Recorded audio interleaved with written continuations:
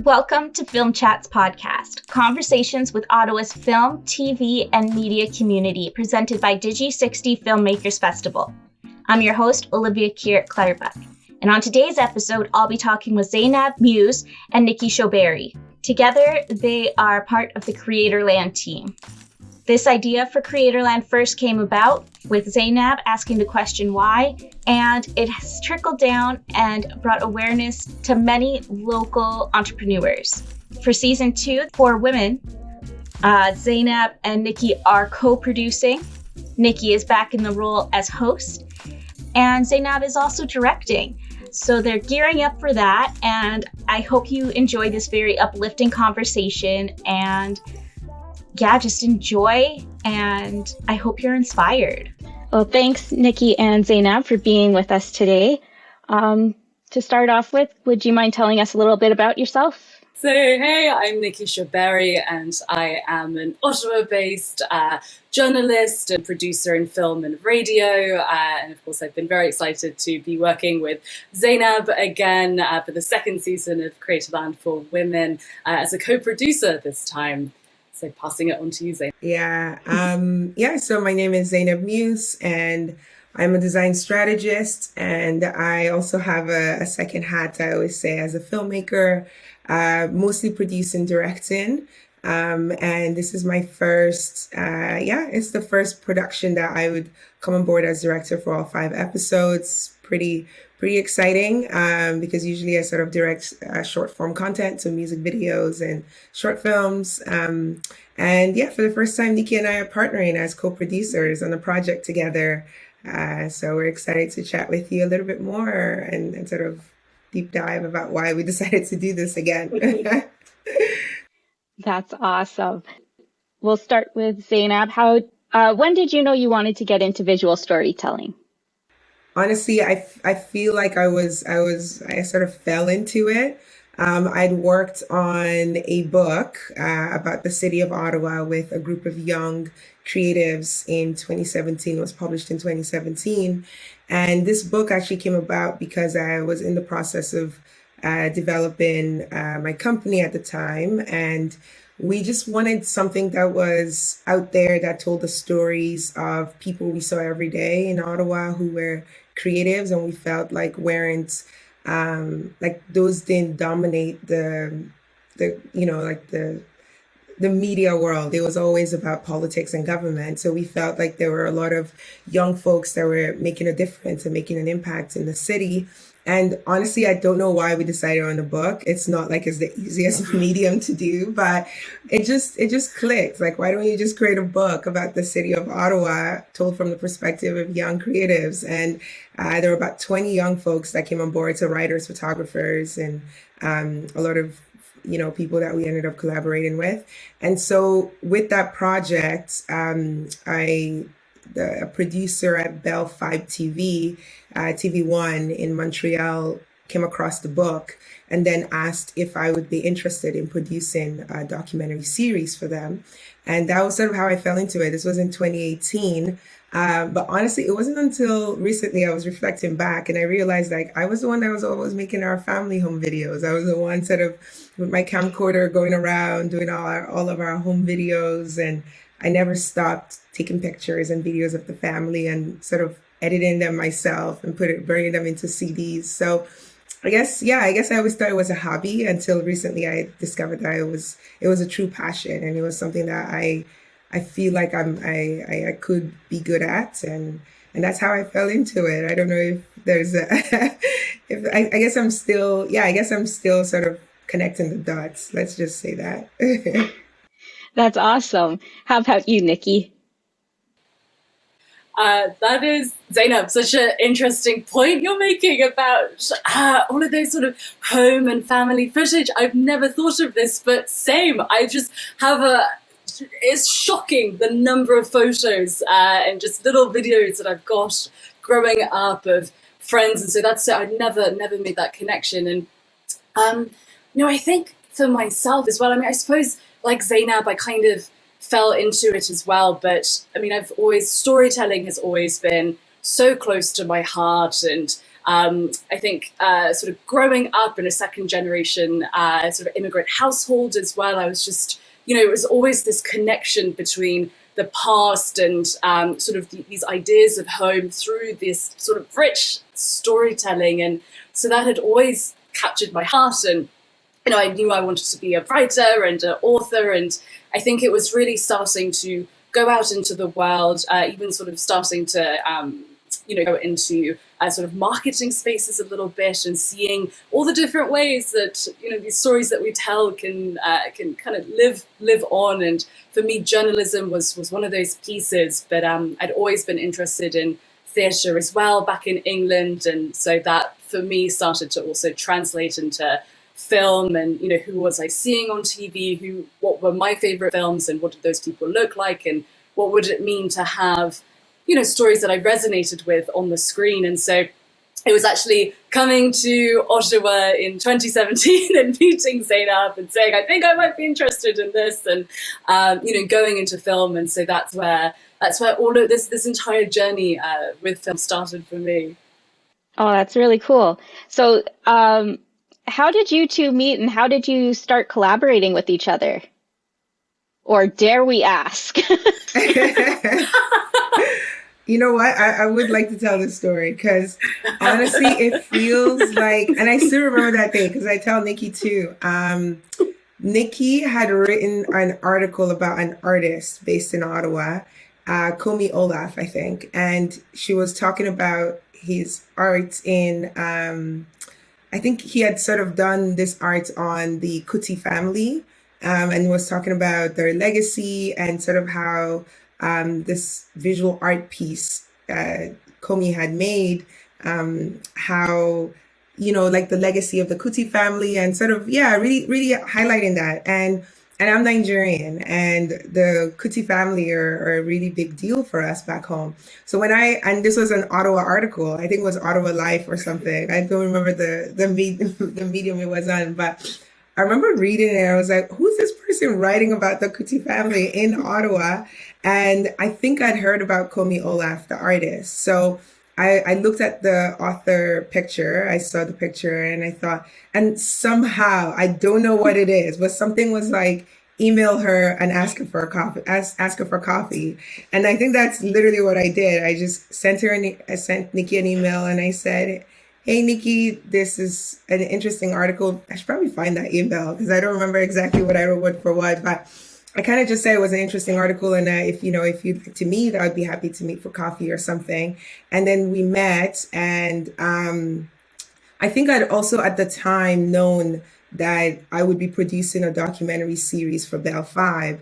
So when I met Nickie and we really hit it off and the way she spoke and, we kind of talked a lot about philosophies and science, I think, at the time.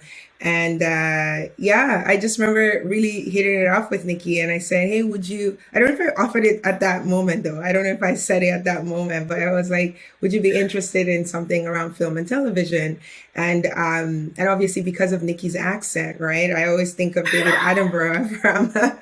So I always knew that a series, if I was going to do a series, I really wanted like that David Attenborough voice to sort of be this objective, narrator that was going to sort of guide the audience through this show. So when I heard Nickie's voice and I sort of heard how she thinks and she's very inquisitive, she asks you a lot of questions about who you are, really wants to know you a lot. I know you when she meets you, the journalistic, approach.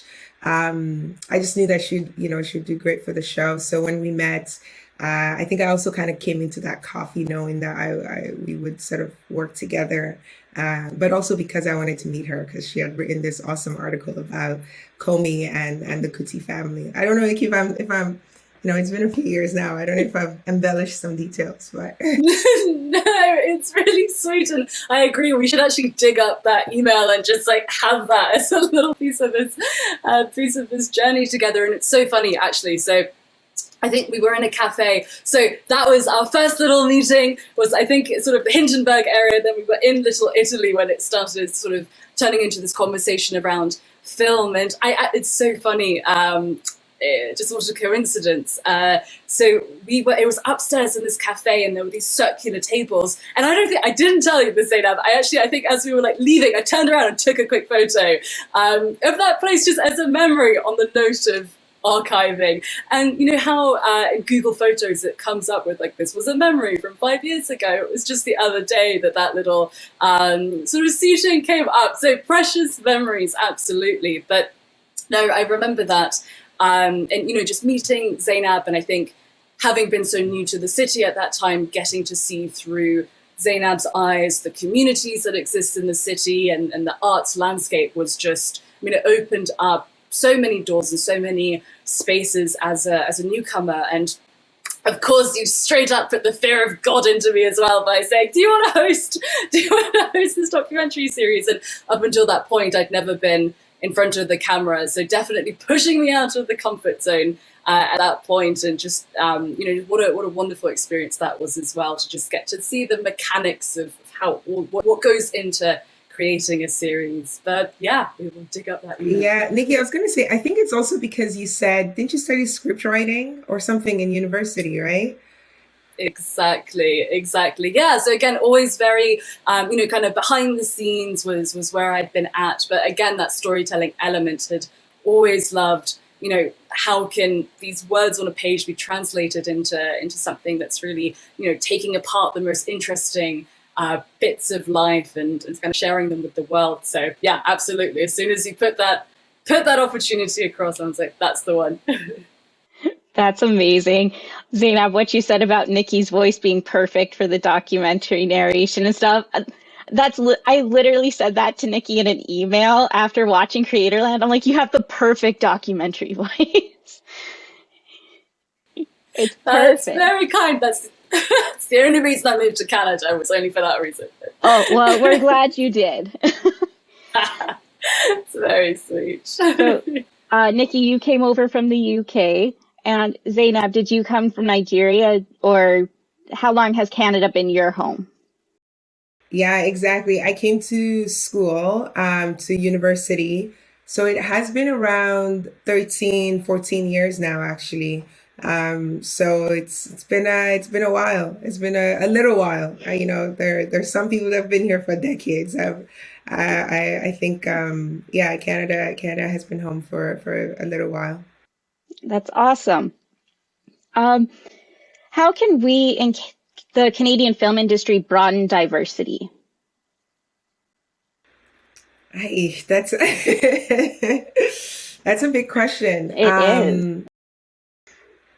Yeah, I think personally, and you know, I don't know how Nickie feels about this, but I feel that with the conversations that I've been a part of and all these conferences that we attend around media and television and film, I feel that it's obviously collecting data, understanding where the gaps are, I should say, really doing an assessment of annually the films that the top grossing films in the media, and that get that international audience.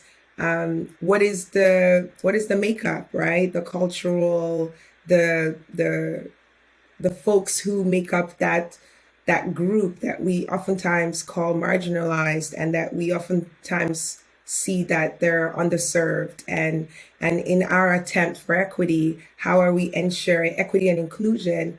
How are we ensuring that these groups are represented? And the only way to do that is to constantly review, assess, and monitor the films that are, you know, top grossing right now.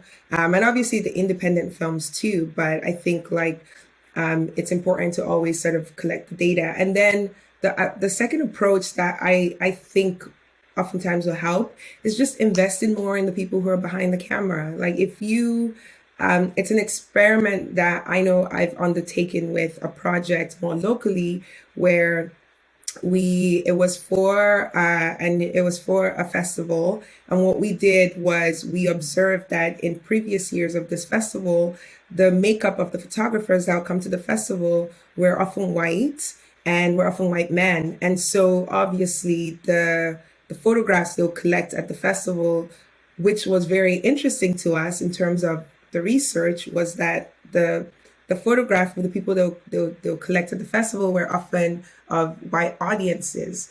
And so what we then did was worked with an organization in the city that supports young photojournalists. And then we asked them, can they recommend to us a group of diverse young photojournalists from different walks of life and different cultural, different backgrounds, different, ethnicities and different priority groups.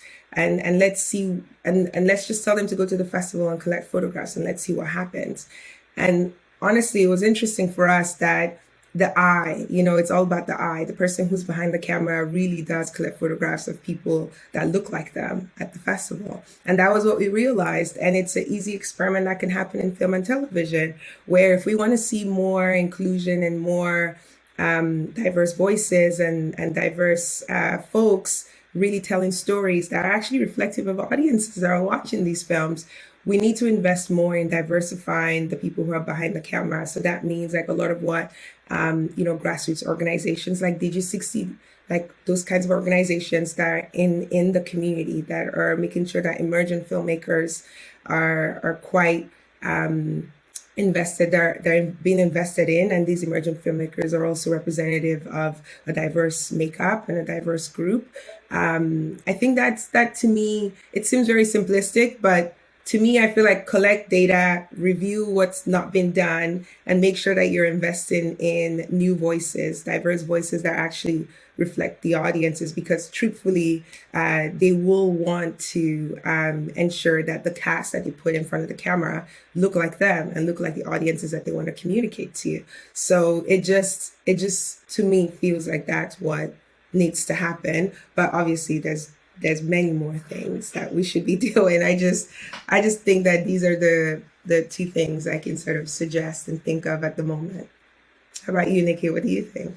Yeah, no, that's beautifully said. And I mean, to Zainab's point around the statistics and the data, and I mean, we're seeing organizations like, I believe Women in View is one that is, if I'm not mistaken, Canadian, that are collecting data about, as Zainab is saying here, what are the top grossing films and who is behind the camera. And I think to add to that as well, we're seeing, and this is perhaps a little bit more in the publishing industry, even what I've started to see recently is these incredibly reputable publishing houses, such as Penguin, where some of their sort of subsidiaries are starting to say, we're going to lower, what the sort of barriers to entry. You don't need an agent to reach out to us. If you've got an idea, here's our email. And so, what are those tiny ways that have huge impact, so we can be removing these steps to allow people that, might not otherwise have connections to the industry or might not have the sheer amount of time that it takes to set up enough of a portfolio to be approaching agents, or to be, so again, what are those steps that we can all be taking? And I mean, that translates sort of directly into the film industry as well, which is exactly where, organizations, festivals like Digi60 become so invaluable to the community. I mean, whether it is somebody who's going out there and just wants to, try this out and have fun with it, or if it's, as you're saying, Zainab, emerging filmmakers who are, looking to kind of dip their toes in and get a credit under their belt. And I mean, we've seen countless examples of that, and those who go on to, larger and larger, places having started at this festival. So what is a way to fund these kinds of stories and fund these kinds of organizations? And, I think as well, I mean, this goes for so many different industries, but I think overall recognition that the more diverse, the more inclusive any organization is, the stronger it will be. The more that Canada, puts its weight behind stories like this, I mean, the audiences will only get larger from there. So difficult but important question, Olivia. Yes, it's a very loaded question. You both are really interested too in entrepreneurship and expanding diversity and culture in the media, whether it's through writing or film. Is that what inspired you to create Creatorland, Zainab? Yeah, it's so interesting because I feel like the original inspiration behind Creatorland, it's now so it just feels like such a long time ago because at the time it was so simple. It was just I'd read Simon Sinek's book, Start With Why, I think. And I laugh because it's now it's now like a foundation for me that it feels like back then it was such a big like aha, eureka, oh my god, this is the best thing ever, to have discovered that, oh yeah, all we need to succeed as entrepreneurs is just start with why. And so that was what sparked the first Creatorland. And obviously, as you know, that was my first ever production. As I was sharing the story of falling into film and television. And so for me, what I was reading when this producer had approached was this book and Simon Sinek's book. And it was such a big deal, this idea of oftentimes, and it's, it's the notion that as entrepreneurs, and there's an oversimplification of the concept of start with why, but what Simon Sinek was arguing at the time was, as entrepreneurs, when we're asked to pitch our business or a company or our idea, we often rely on the what and the how. We're like, this is what we do, this is how we do it. We don't really go into the why we do it. And the why we do it is actually how we get to connect with our audiences and our customers. And so when you tell someone, oh, I'm starting this fashion line because my mom and I, when we were kids, we would make all of my school clothing together, right? That's more of an emotive connection that you make with your users and your customers who maybe have those memories with their mothers or their parents or a loved one, right? Than to start, a conversation with them just like, hey, I have this fashion line and here's what we do. We make athleisure wear, buy a piece of our clothing right now or something like that. And the thing is, sure, they might see that your designs are interesting, but they may just move on to a competitor when the cheaper price comes along. But when you're able to build that connection, they stay connected with you. And so I thought it was very interesting. And so the theory at the time was, if we could find 5 entrepreneurs that, to me, I felt were from various cultural backgrounds and also identified as folks who truly wanted to make a difference, particularly as first, second, or third generation immigrants, make a difference for their family and have strong connections to their entrepreneurial pursuits, then we could help them sort of spotlight their stories. We could put those stories and really hyper focus on the why so that they can connect with a wider audience, so connect with Canada, because at the time Bell Fibe was going to be streaming this across multiple cities in the country. So it was very much that. It was just, hey, what if we just hyper focused on their why, really made sure that we connected to why they wanted to do this as entrepreneurs, especially coming from various cultural backgrounds, and also having families that, moved to Canada and were trying to make a difference for themselves and their loved ones. And obviously, being an immigrant, I thought, this was a story that resonated well with me, and that was what inspired the first Creatorland. And honestly, it's so interesting because obviously we were scripting the second season, and I was just like, it's so commonplace now that just hyper focusing on the why is not enough. And as a storyteller now, I feel like there's so many more intersections that come into that, and it's now very interesting to see how we grow and evolve, right? But anyways, another long response to your question, but that was it. That's awesome, though. That was also one thing I really enjoyed about watching Creatorland was how diverse it was. I feel like we're so often just shown the colonial version where it's very white-based examples, which is fine, but there are so many other people with these great ideas and business platforms and stuff that don't necessarily get the attention. So I really appreciated you bringing people from all different walks of life, whether they've are first, second, or third generation immigrants and opening their businesses. It meant a lot to me anyway. So thank you. Yeah, thank you so much. And honestly, you're reminding me because I think we all had a chat as a team. And one of the things that I was also interested in at the time was when you search entrepreneur, it was always the Jeff Bezos, the Elon Musk, and the Mark Zuckerbergs that showed up. And the other thing is, a lot of the time we think entrepreneurs are just tech entrepreneurs. We don't see artists as entrepreneurs. We don't see the mom and pop shops as entrepreneurs. We don't see those local businesses who, Main Street businesses who are on the street. We don't see them as entrepreneurs because we're now, conditioning ourselves to think of techies and folks who are in that tech world as entrepreneurs. So yeah, I think that was also one of the things around that was making sure that we diversify the term entrepreneurship as well, so that it wasn't just the disruptors in tech that were identified, because oftentimes the people who are these disruptors are, again, it's a very colonial, expression and view, and they always look a certain way. But we really needed to diversify that space, entrepreneurship, and really open it up a bit more so that, people from different, identities can show up and represent as entrepreneurs. So you both have shown, like I said before, a lot of interest in culture and diversity, entrepreneurship.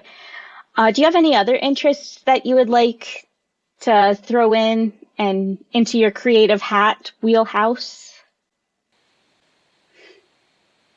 Oh, I see. I'm getting laughter. So we can decide if we want to cut this out later, but I think what the laughter is also, for me anyway, it's very interesting. I think especially as people, Zainab, I'm speaking for you here as well, that have, we both have so many interests. I think we're curious and fascinated by the world. And I think so much of that, for my own journey, anyway, has been what is the consistent through line between all of these pieces that give some sort of alignment so that you're not, distracted and running around. What is a way to tie it all in together? So you're going towards one, just not one end point, but, I guess for myself, a lot of that, again, it comes back to the storytelling and, we're talking about entrepreneurship here as well. And, I'm a business columnist, and through my journalism cover a lot of social impact stories. And again, what I find through every single one of these kind of spaces that I'm in, and radio documentary as well, it's again focusing on human stories and what is it in every single one of our lives that, has the capacity to kind of inspire wonder and empathy in others. So I think that's the space that I'm sort of continuously in, and that's how it sort of pulls it all together to make sense for myself and the work that I'm doing.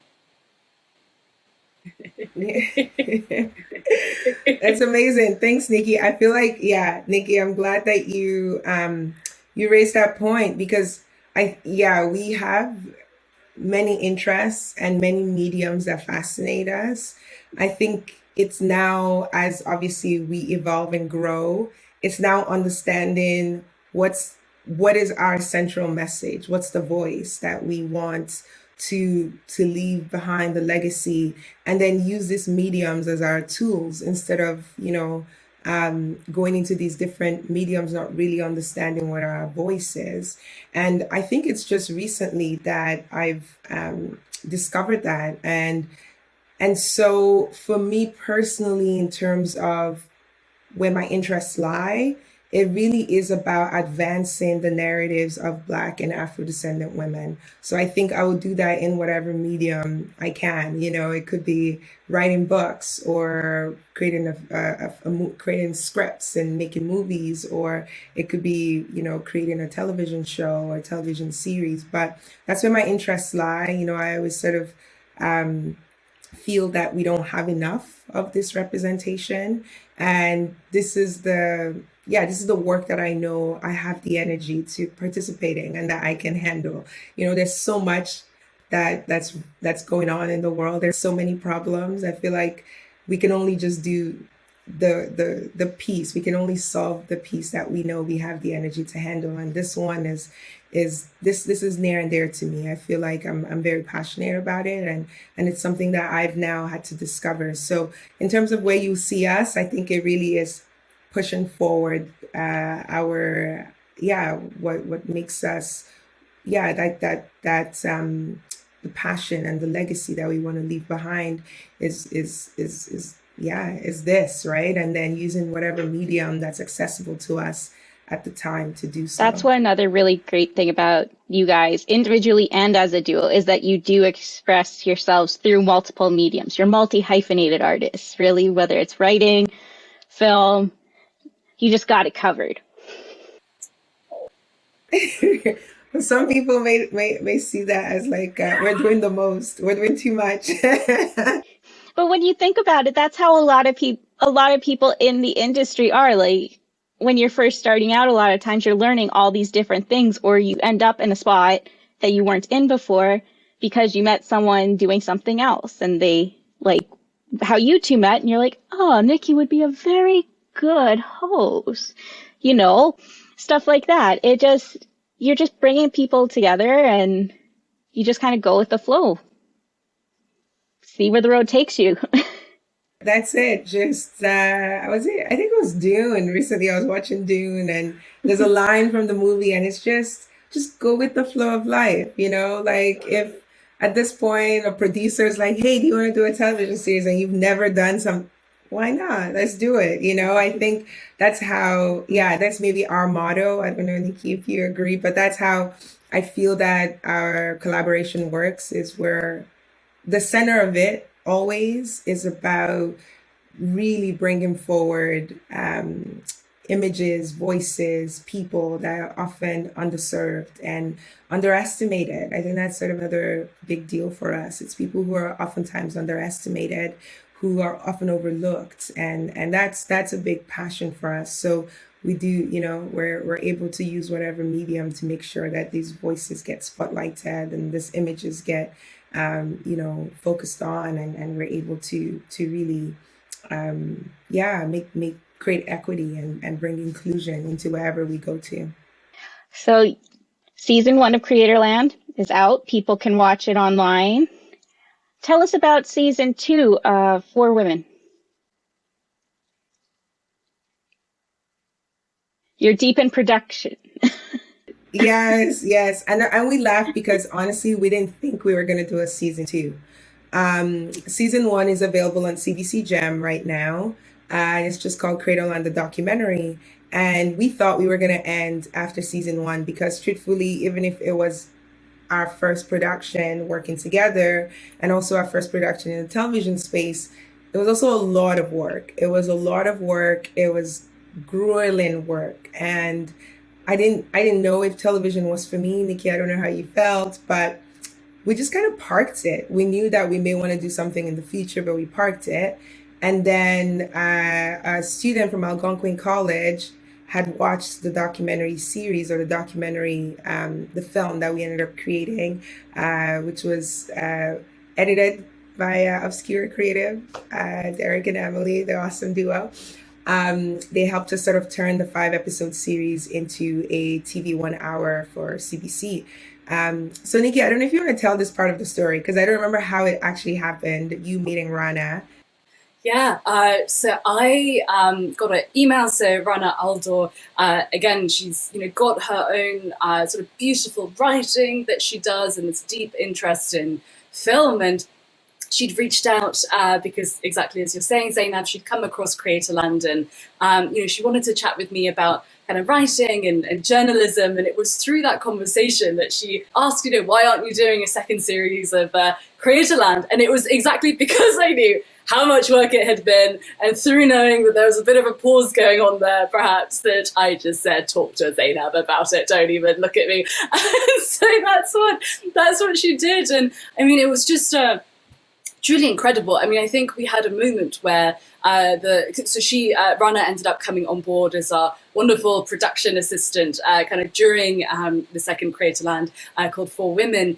And we had this moment where the three of us took a step back to say, it was 9 months ago that Rana had reached out to us, asking us to create this thing, and that we started kind of bouncing some ideas around, and the fact that it can just move so quickly from that point. And again, from this one remarkable, kind of talented, motivated woman reaching out and, sort of very, very much pushing us and saying that this has to happen. And just I think warming pleasure that was to see that this had managed to have that, that the first season had just such an impact on someone as well. So I think, at that point, how can you say no, really? Yeah. She was very convincing when she met with us, and she said, you have to do a season 2. I think she said it just like that. You have to do a season 2. And we said like, oh yeah, maybe. That was interesting. Like a miss. She just kind of mystified us into doing a season 2. And after we had said we wouldn't be doing this anytime soon. And so we put a pitch together with Rana because we thought it would be cool to work with her. And she was I forget what she was studying at Algonquin, but it was in the media space, right? So we felt like giving her, like creating this opportunity for her and with her was also going to help put this on her portfolio as something that she had worked on. So we sent a pitch to Bell Fibe TV, so the TV1, the original team that we worked with for season 1, and they approved it and they liked it.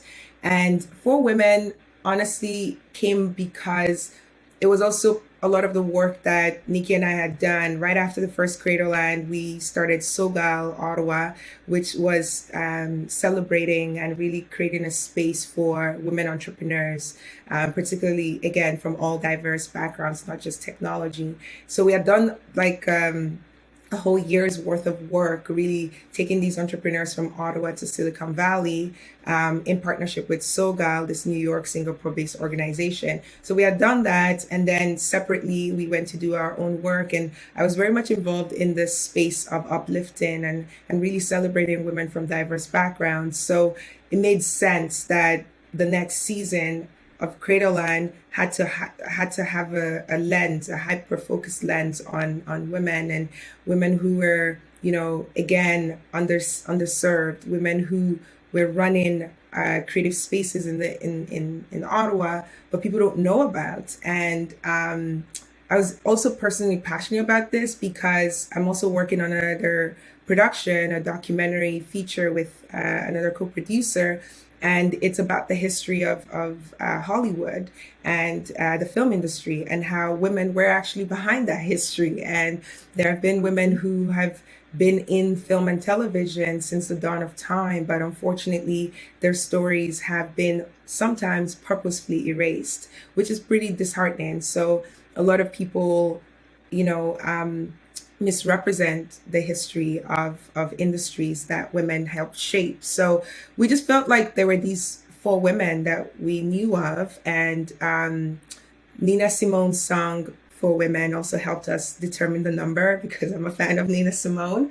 And so the idea was we have to find 4 women that we feel like have shaped the city of Ottawa through their organization and through their work, but people don't know about. And this way, it's our way of giving back to them, really giving them a piece of their story, and making sure that this legacy is immortalized in a way, right? And when you sort of film this and tell their story, make it put it in the archives, like they were here, right? In a way. So that's kind of what For Women became, where it's part entrepreneurship, what these women are doing.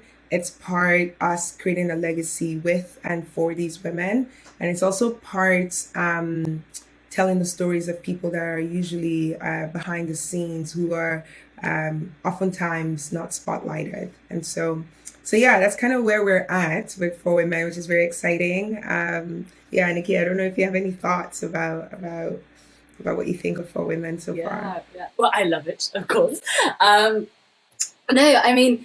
I think what was so interesting as well that, and especially seeing the trajectory from the first season up until this second one was also, I think we had a little bit of space and experience as well to be able to take a step back and think, just what is documentary and what is the responsibility of a documentary filmmaker? What are the ethics around this? What does it look like when you are taking somebody else's stories? And you can't escape the fact that, you are changing that story. I mean, it's still coming through your own perspective. And so especially when you're taking, working with women from different racial and cultural backgrounds, how are you ensuring that you are honoring those stories, that that they're being so open and kind and willing to share with us? And so I think a large part of that as well was reflecting on, what are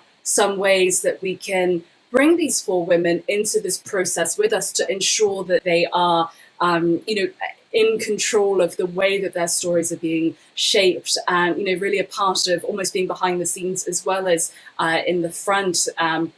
I think also, and of course, I'm sure we'll unpack this as well in a little bit, but the crew that we kind of brought together as well, I think played a very important part in ensuring that, there was a space of uplifting and positivity and, as women are at times, sharing experiences that might be vulnerable. And then within that as well, how can we ensure that, we're not pressuring anybody to share anything that they don't want to, and staying away from this kind of narrative that, that centers trauma as well. So often when we do talk about, marginalized groups. And so again, what is just a way that we can hand the microphone over, hand the script, hand everything over and say, lead this with us and you tell us what you want to see.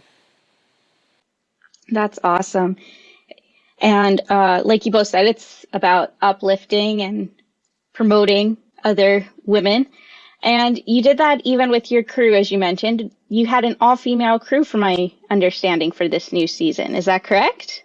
Yeah, I think it was also just because of like we were saying, the work that we had done before the season, and the industry conversations that we're part of, right? And how we felt that if we were creating a show that was called For Women, and we were highlighting the stories of these women, it made sense that if we're coming into their personal space and we were asking to share some vulnerable moments with us, that they saw themselves in the crew that were in that space, right? And we also wanted to create an environment where we also felt comfortable. Personally as director, I knew that like the space that we were working with our crew, we wanted to make sure that, we also felt comfortable in making sure that when we're, if I'm offering direction on set, I want to make sure that there is no,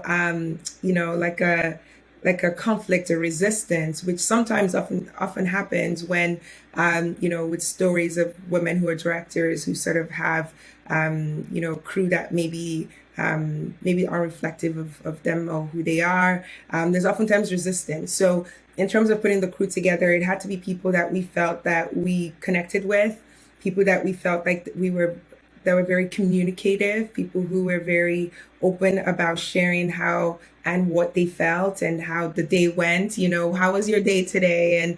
And were they comfortable as well? Because our crew had to be comfortable, so that if they were comfortable, then our subjects are comfortable. And so our women the women who we're highlighting are comfortable. So there was a lot of intentionality, and it was purposeful because we truly, again, if you remember, season 1 was a lot of work. It was very, very hard. And we knew that going into season 2, if we were going to do this, we had to do it in a way that was very stress-free, or at least stress reduced, right, than the first season. And so we were very intentional with everything we wanted to put on behind the camera. And to Nickie's point, it was also important that the crew were women, because these women that we were going to meet, because they're from different racial and cultural and even ethnic backgrounds, there's sometimes they sometimes do not trust certain people that aren't understanding of the communities that they're from. So if we were bringing in people that didn't reflect the communities that they know, then there's a lack of trust that they already feel with us.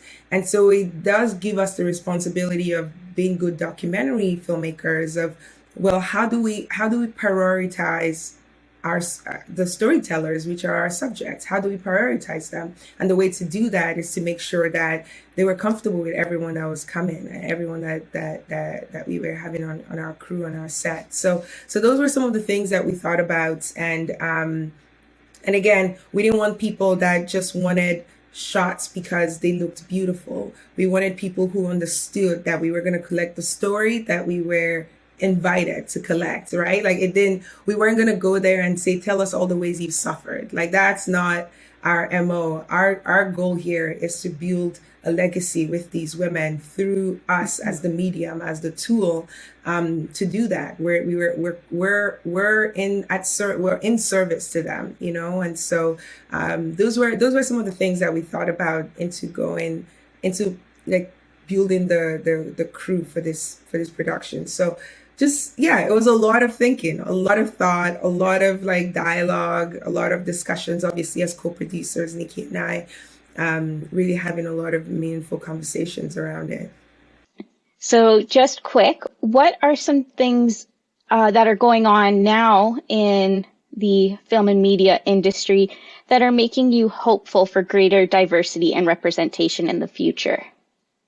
I think I'll just say this quickly. More dialogue, which is helpful. It's really good to see more conversations really highlight the issue, because I feel like if more people are talking about it, then there's more awareness on what needs to be done. However, I am very cautious of the future, because unfortunately, the production I'm working on right now really does say that we go through valleys where we see a rise of women and particularly diverse filmmakers in the industry have peaks of success in the industry, because people realize, like, no, we don't have all the voices that we need.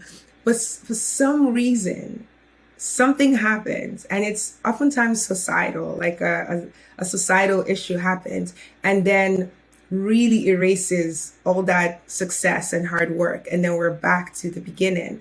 And so basically it's a pattern that keeps repeating. So a study just came out recently by the Center for the Study of Women in Film and Television, I think, where we've seen a lot of women directors break out into the industry the past few years.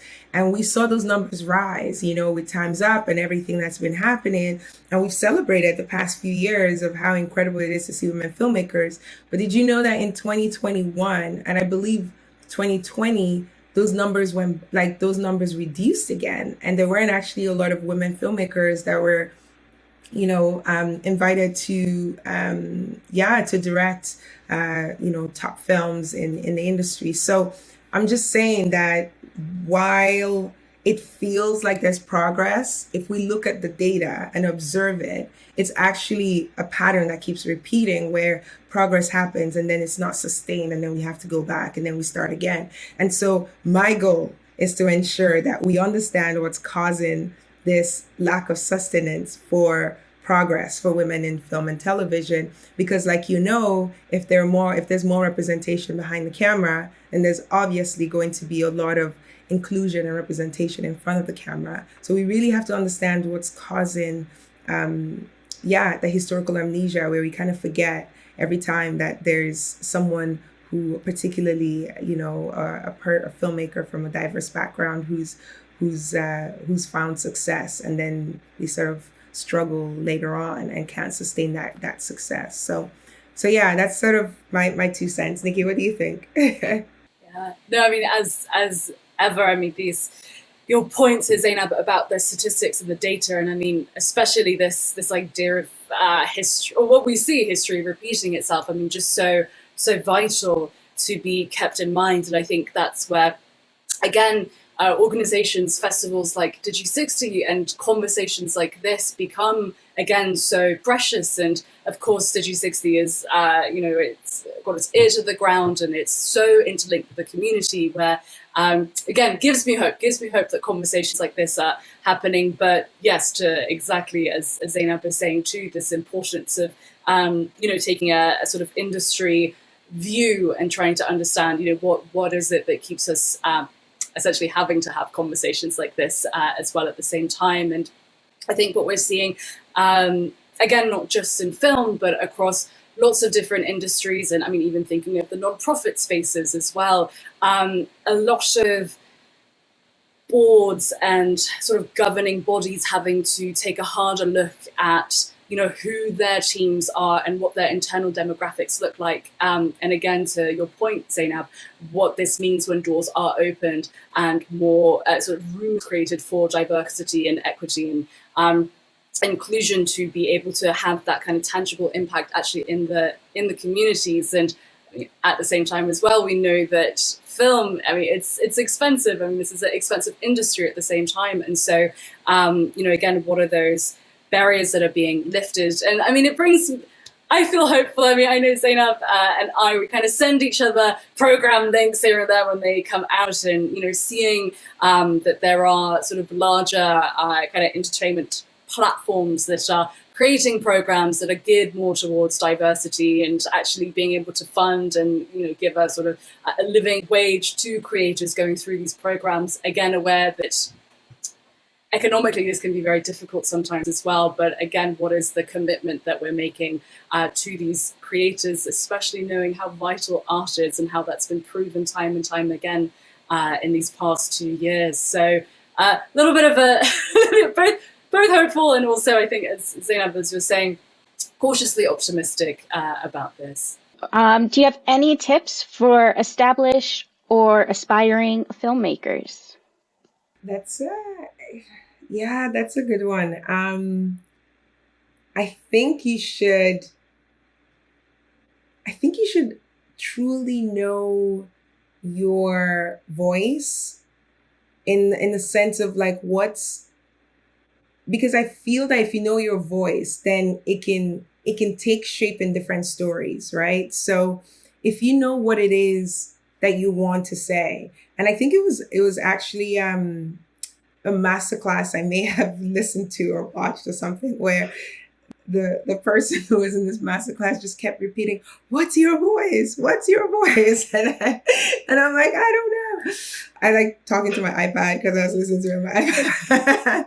But she kept repeating it so much until you actually realize that because we all have unique upbringings and we all have unique genetic makeup, right? Like we all have our different nature and nurture interactions. There's a voice in all of us that there's something we actually want to say. There's something we have to say that's inspired from the way we were raised or conditioned, as well as our genetics, right? And so I feel that if we just spend, as a filmmaker, if we spend a bit more time in self-reflection, just really understanding what is true for you, like what is it that makes you come alive, like that message that you must share with people, because then you can create so many stories out of that, right? Like it could be always wanting to make sure that it could be something like having an impact in, for example, maybe it's the mental health space. And this is something that someone as a filmmaker, you feel that is misunderstood. Like there's something about mental health that's misunderstood. And this is something that you want to get across. What that means is you can create so many protagonists that feel the same way that you do and create epic adventures for them that need to be shared on screen.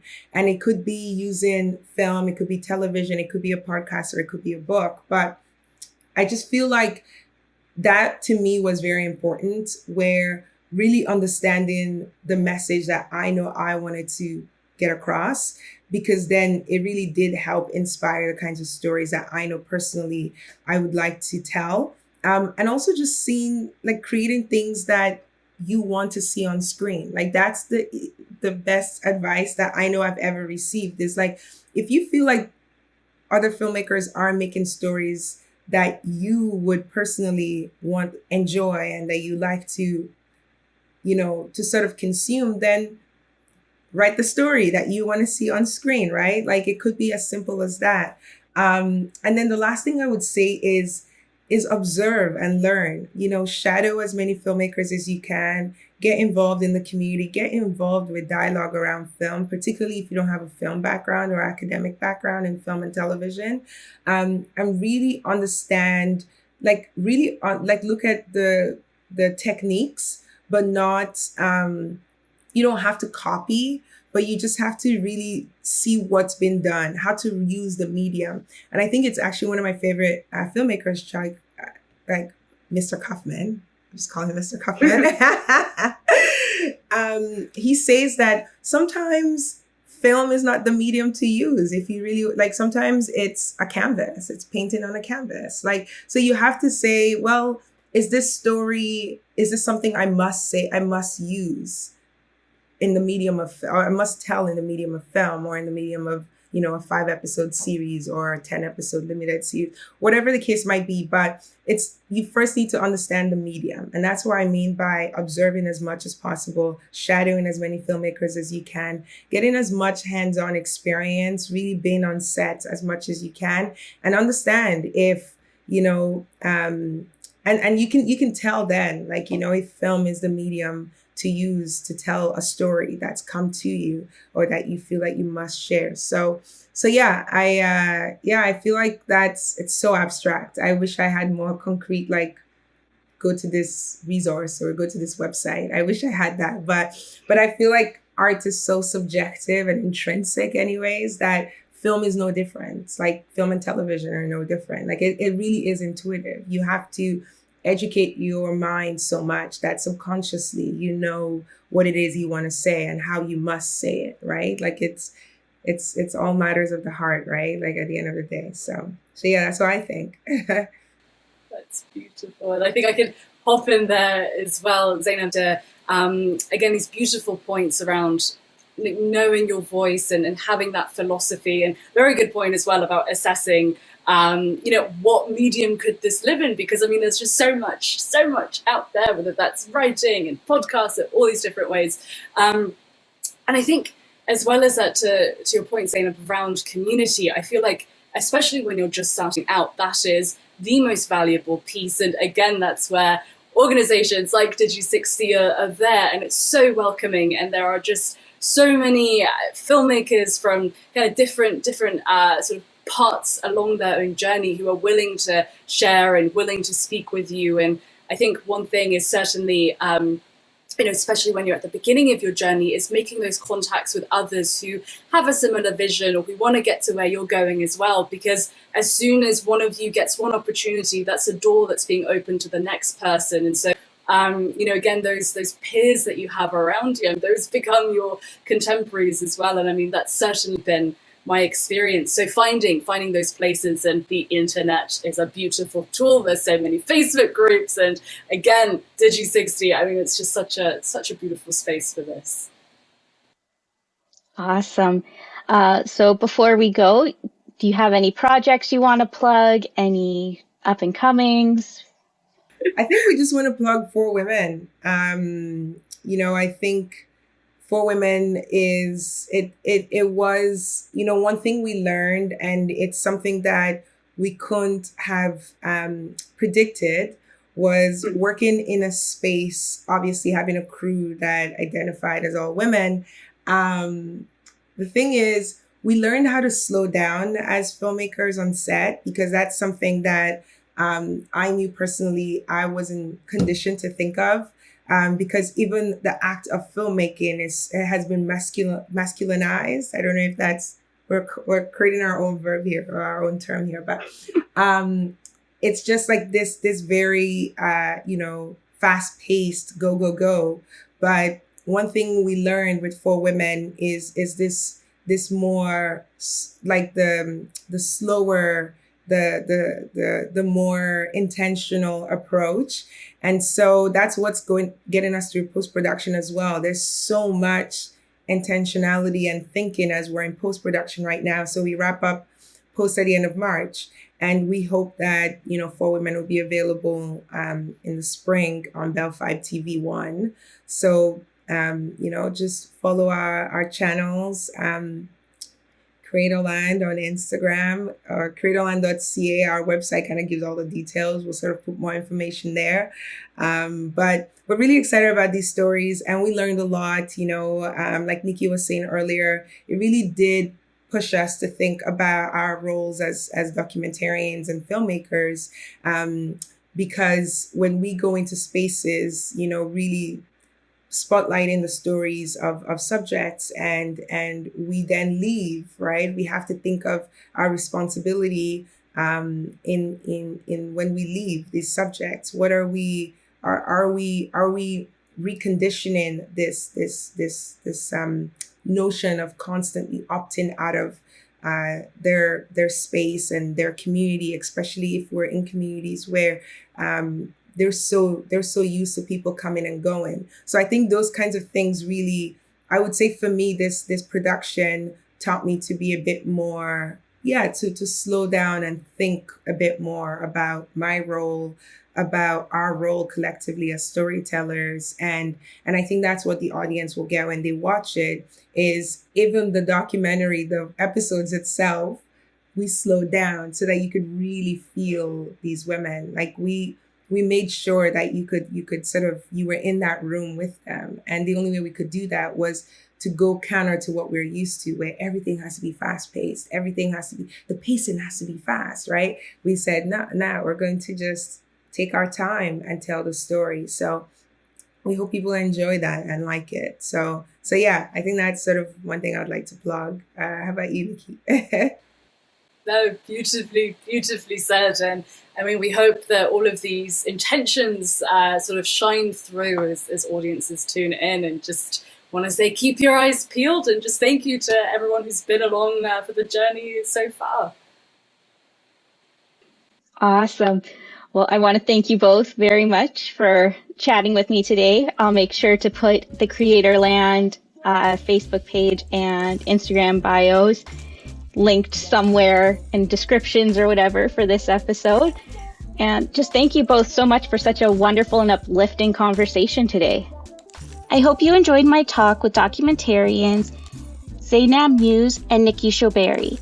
A huge shout out to our festival partner, the Digital Arts Resource Center, for sponsoring this series. For more information about the festival, visit digi60.org, and don't forget to engage with us on Facebook at Digi60, on Twitter at Digi60Fest, and on Instagram at Digi.60 to help us keep the conversation going. I'm your host, Olivia Kiert Clutterbuck, and I'll chat with you again soon.